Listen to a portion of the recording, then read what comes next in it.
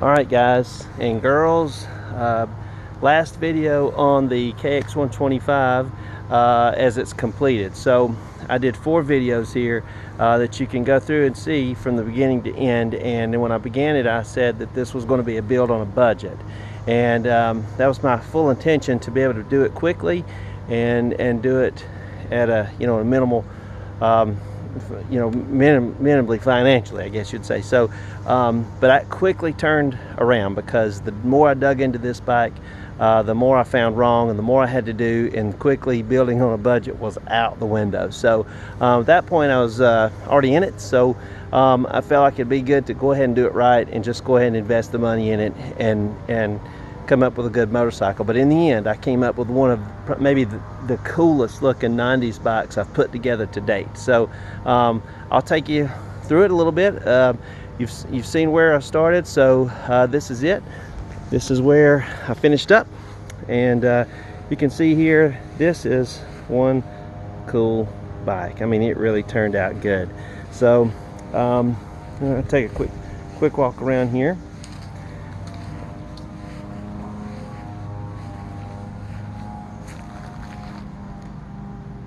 Man, did it turn out great. So so we'll start here from the front and work our way up. Put a new set of Bridgestone Battlecross tires on the front and back.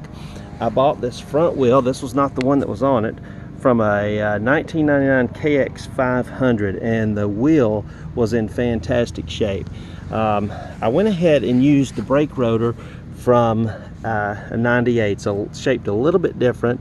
Trying to get the parts and cables and stuff for 94 seemed to be pretty tough, so I went ahead and put a new brake caliper together for the 98, new seals, had the pistons, I cleaned those up, and just did a rebuild kit there. So forks were in good shape. Replaced the fork guards. That's a brand new brake cable, brake shoes, all that's good. Put new plastics on the bike, of course, because I was going completely redoing the thing. So motor wise, the previous owner had done one thing right, and he sent the crank out to be rebuilt. So it's got an OEM crank in it. The cylinder head was, or the cylinder rather, was sent to Millennium Technologies. They took care of that, did the bore and the surface, sent me back a nice top end. They also serviced the power valve, and sent that all back to me as one unit.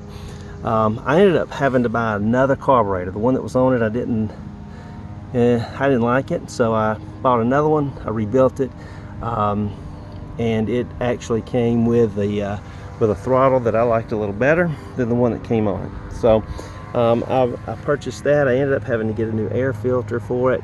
I'm sorry, new air filter box. The one that was on this one was busted, both the boot and the plastic piece here.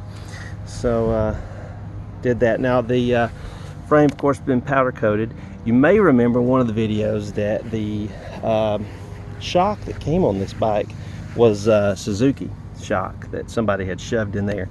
So I replaced it with the correct OEM shock. I found a fantastic one. I mean, look at the coating on that shock, is still in good shape. I mean, barely scratched up.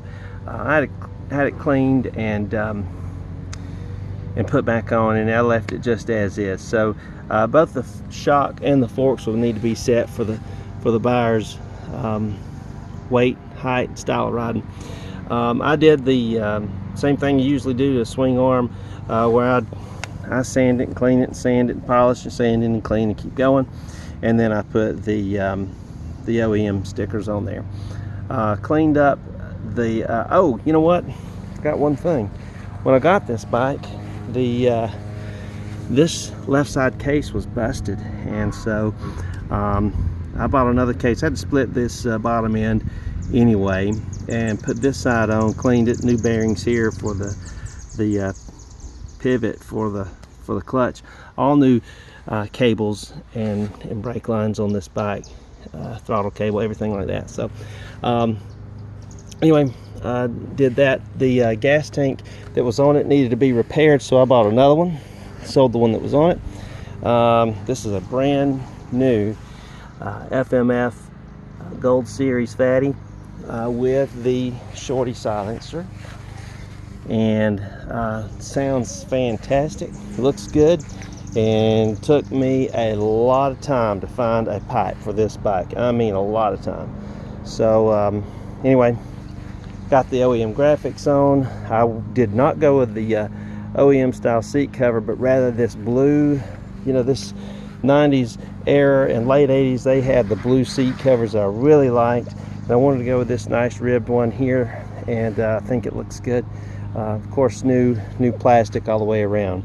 When I put decals on a bike, I typically don't use a decal kit or a standard kit that you can find from either online or eBay for sure, because the last thing I want to do is my bike look just like your bike and that guy's bike and that one over there. So you know, I wanted it to look pretty retro, pretty 90s, and so I went with these decals here.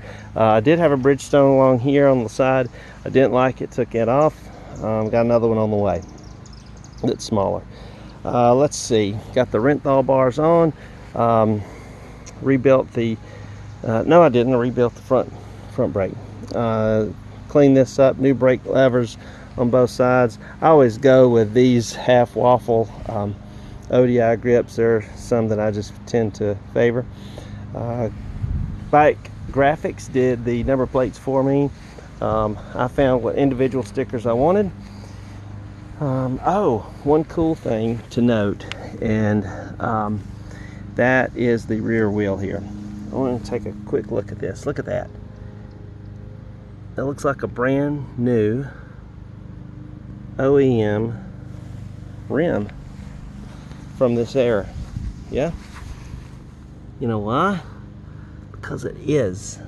The craziest thing happened.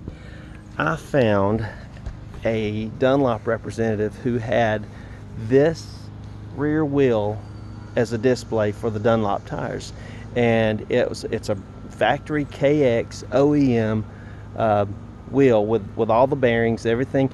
It has never seen dirt, never been mounted on a bike. It's only had display tires put on it. So I bought that from him. He made me pay for it pretty heavily, but it was exactly what I wanted. So isn't that cool? I mean, that is so neat. New sprockets, new chains, or new chain rather.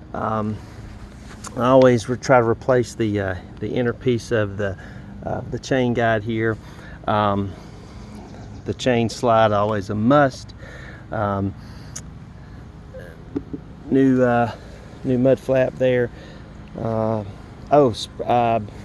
All bearings. Anywhere there was a bearing, I replaced it. That I could get to. So swing arm, the linkage pivot, front wheel, the back wheel was new. Bearings in the steering column. So that's pretty much it.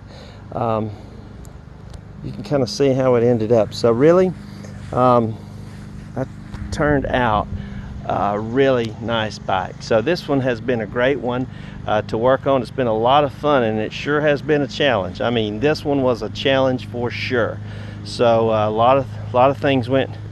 I mean, I would think I was close, and then I'd get another setback. So, but that's part of building a bike. You just never know. Sometimes you'll do well, and sometimes you're not. So anyway, it's it.